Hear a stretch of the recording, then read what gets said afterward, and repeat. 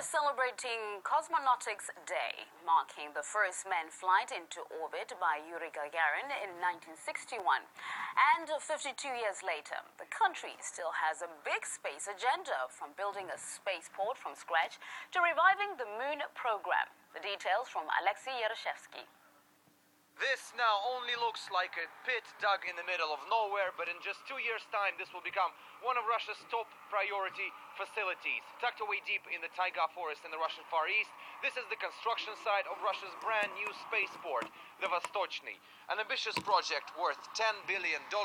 It will become the main and the sole launching pad of all Russia's manned spaceships starting from the year 2018. But the first test launches are expected to start in just 2 years' time. It will replace, in many ways, the Baikonur Cosmodrome, which certainly belongs to Kazakhstan, and the geographic location of the Vostochny Cosmodrome is much more convenient than Baikonur. It's understood that when spaceships take off, some parts disconnect from the vessels and fall into the ground. In this case, they will not be falling into the ground, or more likely be falling into the ocean.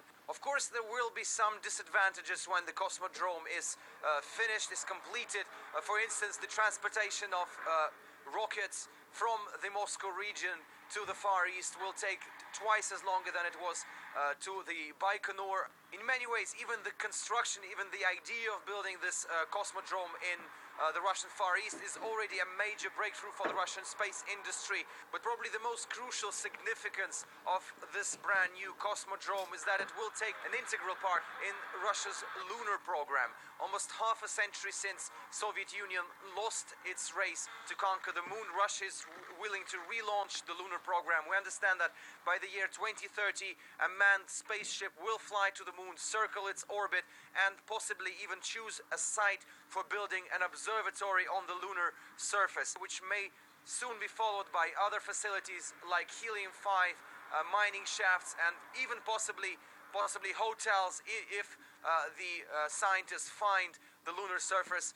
inhabitable by humans. So definitely an interesting spin to that story, but of course we have to wait until the year 2030 to see whether Russia's lunar program can be successful. But we know for sure that these spaceships will be launched from here, from the Russian Far East.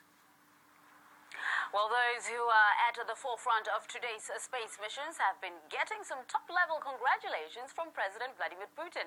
While visiting the Vostochny Cosmodrome in Russia's